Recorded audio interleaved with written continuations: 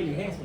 El color, entonces si es naranja, si es rojo, si es amarillo, si es pálido, en cada ojo, la papila cómo está, la excavación cómo está, la relación arteria-vena, la mácula, brillo foveal, fijación, etc. O sea que aquí no tienen ustedes que describir todo el fondo de ojo, sino que simplemente por estructuras ustedes van colocando.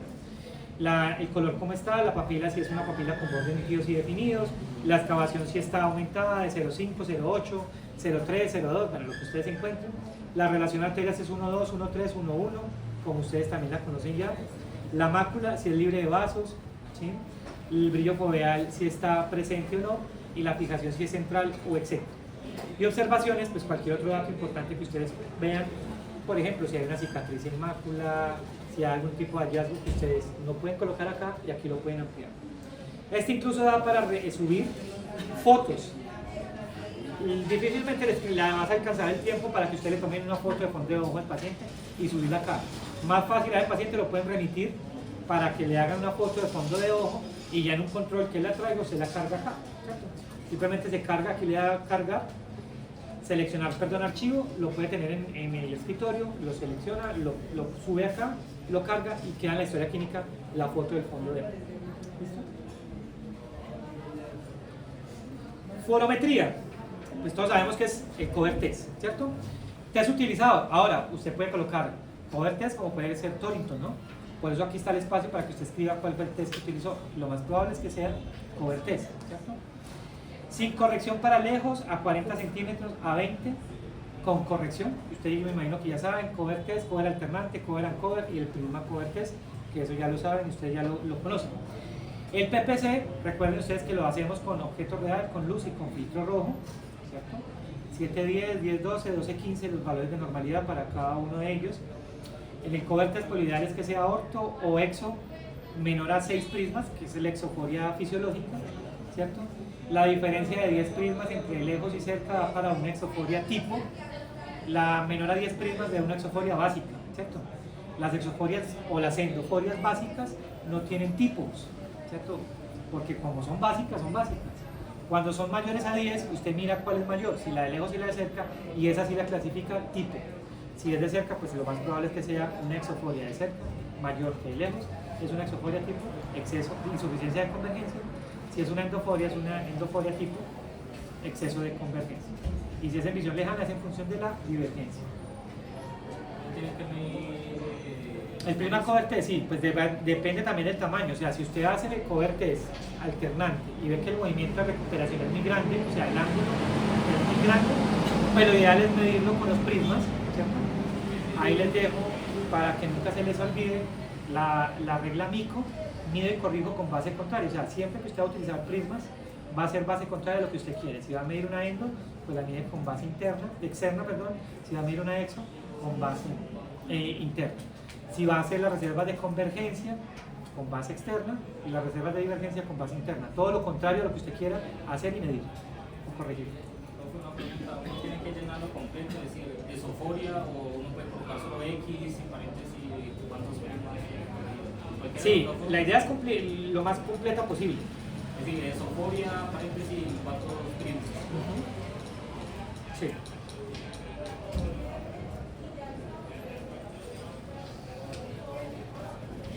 Bueno, muy bien. ¿Hasta ahí vamos? Muy bien. Examen pupilar. Pues ustedes saben que el examen pupilar es muy sencillo: fotomotor, consensual y acomodativo. Fotomotor, ilumino acá, miro la respuesta de este ojo. Miro acá la respuesta de este ojo. Consensual, ilumino acá, miro acá, ilumino acá, miro acá. Ese es el consensual, ¿cierto? Leyes de inervación. Y el acomodativo, pues es el que hace acercando un objeto haya miosis por efecto de la triada acomodativa. Es importante, supremamente importante, recuerden que una pupila que no contraiga o que dilate es un defecto pupilar que puede estar asociado a un daño neurológico, que incluso el paciente estando normal de todo lo demás, puede estar mostrando algún tipo en la vía visual de daño, de compresión o de daño que vale la pena hacer la remisión por neurooftalmología o por oftalmología. Biomicroscopía, lámpara de hendidura. Aquí la idea es que ustedes lo hagan por secciones, ¿cierto? Entonces, órbita, evalúen pues obviamente órbita sana, anexos sanos, cejas, pestañas, párpados, conjuntiva, esclerótica, córnea, iris, pupila, cristalino, cámara anterior. Hay eso, describir estructuras. Es decir, si en la gran mayoría de las condiciones anatómicas está bien, pues sin alteración, pero no es dejar en blanco, ¿sí? Si está bien es escribir algo. Por ejemplo, órbita y anexos sanos, sin alteraciones, cejas en disposición adecuada, sin protuberancias, es decir, la idea es evitar dejar espacios que puedan ser de pronto obviados y que se tomen como si no se hubiera hecho, ¿listo? Porque pues, dentro de la rúbrica de evaluación el docente les va a evaluar esa parte. Creo que en biomicroscopía, pues nada, ahí ya la técnica de lámpara de hendidura va a estar muy de la mano de lo que ustedes encuentren. Si en la córnea ven una opacidad, pues ya ustedes ya empiezan a decir, bueno, voy a hacer una sección óptica, voy a hacer un paralelepípedo, voy a hacer una retroiluminación, voy a hacer una tangencia, lo que depende, que el caso amerite y que también el docente les diga, ¿no? Queratometría, pues yo creo que en esta mediciencia, ojo derecho, hay dos espacios. Bueno, tres. Un cajón, slash, otro cajón, por el otro cajón. Recuerden que las formas de anotación de la queratometría pues son 4, ¿cierto? La primera y la segunda son muy similares. Meridiano más plano sobre meridiano más curvo por los grados del más plano. La segunda es meridiano horizontal sobre el meridiano vertical por los grados del horizontal. Por eso casi siempre la primera y la segunda son iguales, siempre y cuando el astigmatismo no sea contra la regla. Porque en la gran mayoría de los casos el astigmatismo es con la regla, por MEAN, donde el meridiano horizontal es el más plano. Entonces por eso siempre la primera y la segunda van a ser muy similares. La tercera es cada una por sus grados, meridiano más plano, meridiano horizontal por sus grados, meridiano vertical por sus grados. Y la cuarta, que creo que ustedes lo vieron, es la diferencia entre los dos meridianos por el meridiano eje, que es el más plano, por los grados de ese meridiano. Entonces, para que no se enreden, ahí como se anota en ese cajón, primero va el meridiano más plano sobre el meridiano más curvo por los grados del meridiano más plano, siempre. Entonces, allá no puede quedar 45 sobre 43 por 0. Sería 43 sobre 45 por 90. Que si lo puso por así, es porque no está nada por 90. Yo creo que en eso no hay equivocación y pues ya ustedes lo manejan muy bien. Y aquí en observaciones es si las miras están ovaladas, entrecortadas, si están con algún tipo de distorsión, que ustedes lo describen ahí. Retinoscopía estática, pues esto yo creo que ustedes están duchos, son autorref ya cada uno. Aquí lo único que se coloca es lo mismo, esfera, cilindro y eje, ahí pues no hay tampoco el lugar a equívocos. La esfera siempre va a ser el mediano más plano que se encuentra en la retinoscopía, el cilindro pues ya saben que es el recorrido entre los dos y el eje el mediano más plano. Ojo, es sumamente importante que anoten la agudeza visual que encuentren con la refracción, ¿cierto? Porque si por ejemplo, y ha pasado, paciente llega a consulta 20-40, con la refracción 20-50, subjetivo, neutro 20-20, a veces no coincide y uno se tiene, cuando revisa uno dice, bueno, aquí no hay lógica, porque si él vino con una mala agudeza visual y usted le está diciendo que en el subjetivo da neutro y con ese neutro da 20-20, o sea, salvo pues que usted le haya hecho un aplanamiento de la córnea ahí en consulta. Ah, bueno, eso es la otra, que hay unos que le hacen ahí, puede que la tómetro le hacen una vez el aplanamiento, pero pues, bueno. ¿Listo? Observación es lo mismo. Retinoscopía dinámica, pues acá se deja el espacio hasta que modifiquen la historia clínica para anotar el valor de la retinoscopía de MEN o de NOT, ¿cierto? Porque ahorita se van a dar cuenta que aquí, en esta historia clínica, en este formato, hasta hoy, faltan los espacios para evidenciar lo acomodativo, ¿cierto? Ahora les digo dónde se coloca. Está lo motor y todo, pero lo acomodativo no está el espacio.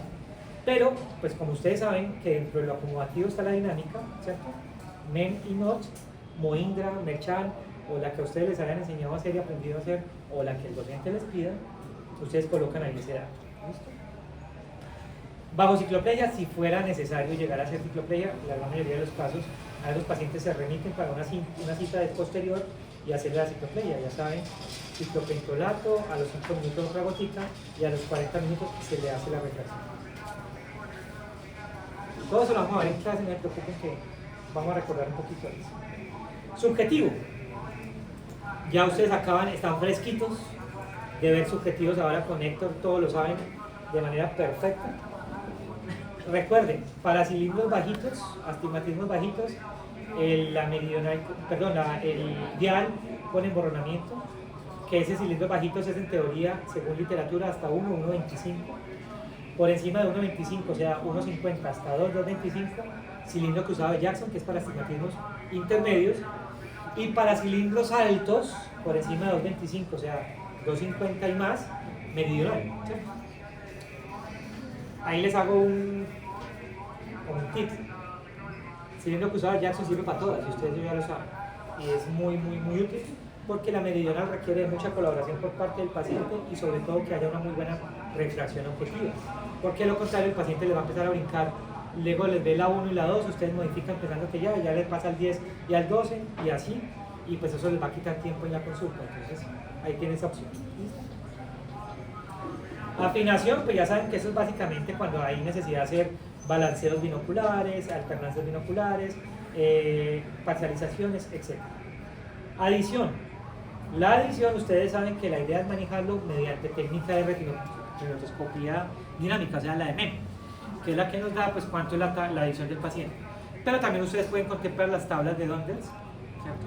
Que de acuerdo a la edad, cuánto se requiere la adición del paciente por el tema de la amplitud acomodativa que uno esperaría encontrar en un paciente. Visión cromática, ustedes tienen dos alternativas. Uno, pedir las tablas de Ishihara, los test de Ishihara, que son las cartillas que ustedes conocen, donde están los números.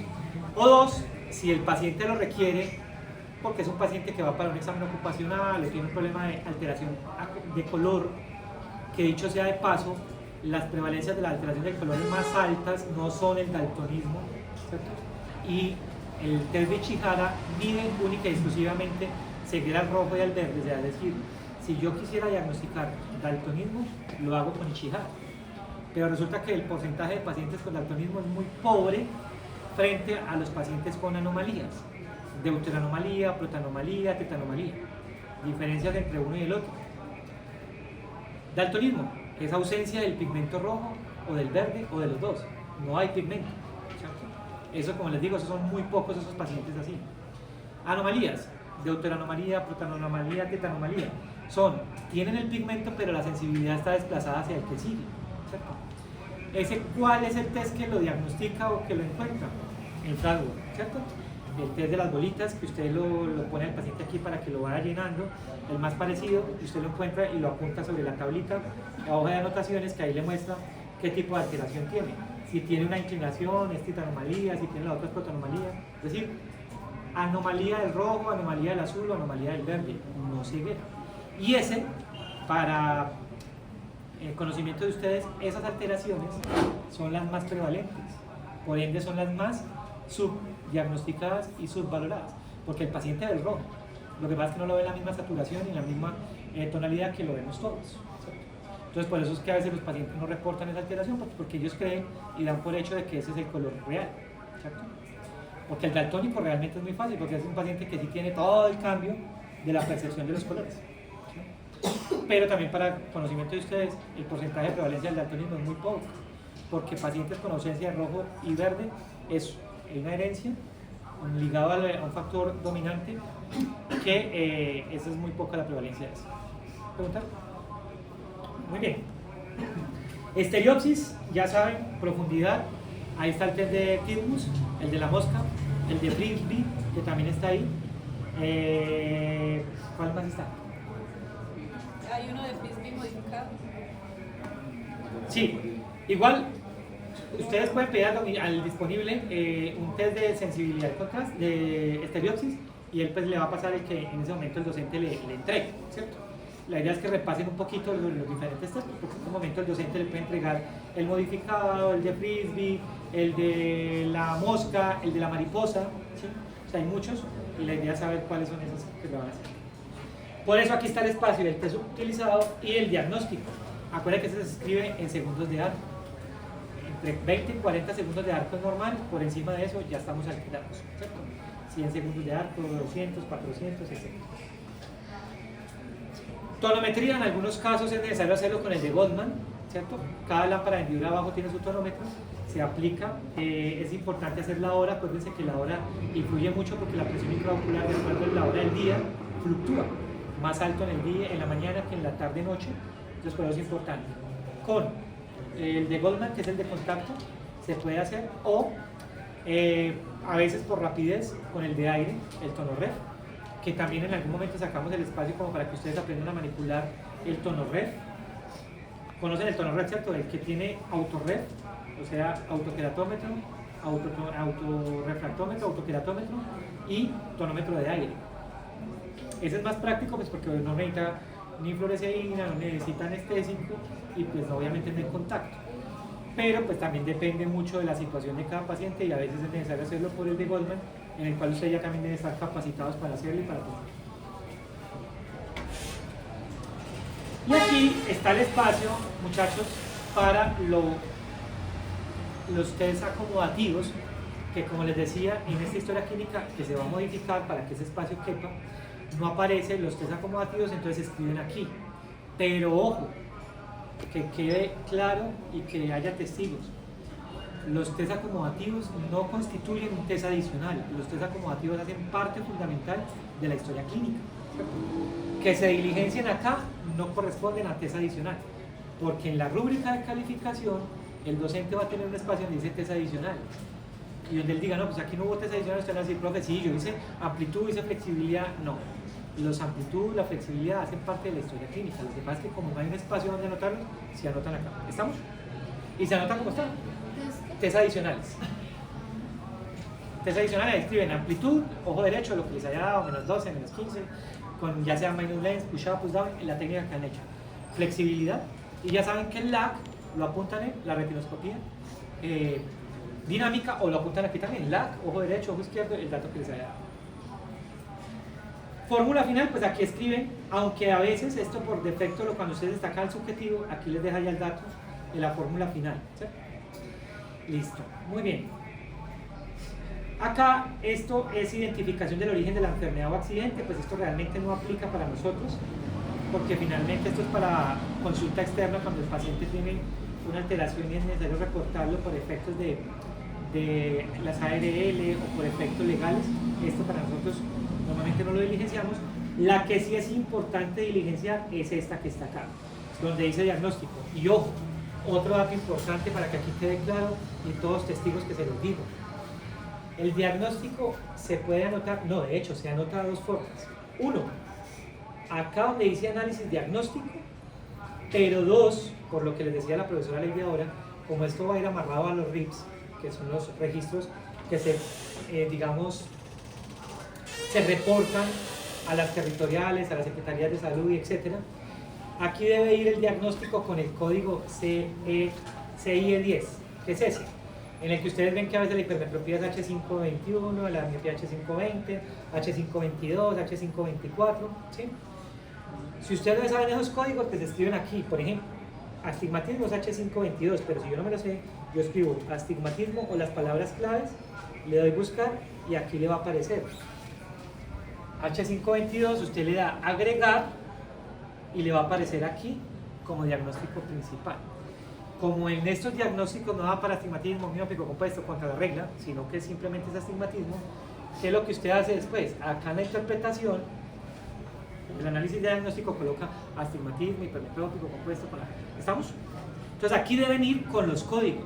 Esos códigos no los escriben ustedes, simplemente los buscan, los seleccionan de acá, ¿cierto? Que le aparece, por ejemplo, como yo ya me sé que el de presbicia es H524, yo pongo H524, le doy buscar y ahí me va a aparecer presbicia. Pero si yo no me lo sé, simplemente escribo presbicia acá e igual él le va a arrojar el dato, ¿cierto? Y lo coloco acá. Usted coloca si es confirmado primera vez, si es repetido, si es diagnóstico. Pues si es primera vez, normalmente es el primer paciente que se está atendiendo, entonces ahí va a salir eso. ¿Listo? ¿Hasta ahí vamos? Muy bien. Luego sigue plan de tratamiento, aquí se escribe. Entonces, se da RX óptica de uso permanente, de uso ocasional, se da olopatadina 0,2%, una gota en cada ojo, cada 24 horas por 2 meses. Es decir, todo lo que usted manejó ya con el paciente, el plan de tratamiento que uno escribe con el paciente. ¿Listo? Ahí pues yo creo que en eso sobra decirles porque eso ya es el conocimiento que ustedes tienen con respecto a fármaco, con respecto a patología, con respecto a terapia, bueno, lo que ustedes sepan, o se remite paciente a terapia visual, o se remite paciente a exámenes especiales, o se solicita un examen de fondo de ojo, o se solicita una topografía, o no se da RX óptica, o se expide certificado visual, es decir, todo lo que ustedes deciden y definan hacer con su paciente en conjunto con su docente. Acá está la forma de ustedes anotar que la verdad esto es más para cuando se va a mandar por la EPS, porque esta historia clínica es un software que se maneja en instituciones a nivel nacional, entonces por eso tiene cosas que se utilizan para EPS. Aquí usted puede escribir el nombre, por ejemplo, acá yo escribo olopatadina y aquí me va a salir todos según cómo están en los vademecums de las EPS. Entonces yo busco acá cuál es el que necesito y lo pongo. Pero pues esto no es necesario porque esto fuera si se fuera a imprimir esta hoja, si le fuera a entregar al paciente, etc. O sea, la verdad no es necesario hacer esto acá. Ni tampoco lo van a usar como la palabra chancuco, no sé, como pasquín. Que se le olvidó el nombre del paciente, del fármaco y cómo viene la presentación, aquí les va a salir, porque si ustedes se dan cuenta, mira, aquí les salen muchos.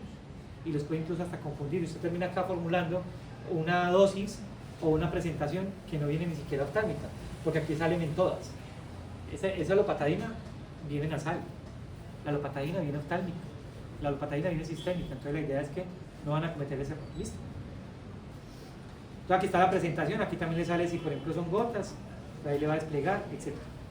Muy bien. Y ya, esos son órdenes laboratorios, si uno pide por ejemplo por lo mismo, por la EPS, recomendaciones, lo que sea, y aquí cerrar historia clínica, ojo. Esa historia clínica la cierra única y exclusivamente el docente después de haberle revisado a usted el paciente y de haberle calificado. Entonces no va a terminar y ya como ya terminó cierra aquí porque entonces el docente para calificarle le va a decir que no pudo haber cerrado la historia clínica porque uno revisa ahí toda esa parte. ¿Dudas hasta ahí? Profe, sea que todos esos espacios se dejan en blanco. Sí, esto sí. Sí, no pasa nada. Eso de acá no hay problema. Eso de acá no hay problema y ya simplemente... Sí, porque por ejemplo estos de acá tampoco no hay necesidad de escribirlos. Si aquí usted no tiene, por ejemplo, observaciones, pues no hay necesidad de escribir nada. Simplemente se cierra una vez el docente ya la haya calificado y se ha que lo cierra. ¿Estamos? ¿Preguntas con respecto a eso?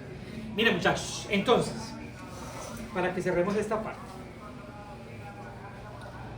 Parece muy compleja.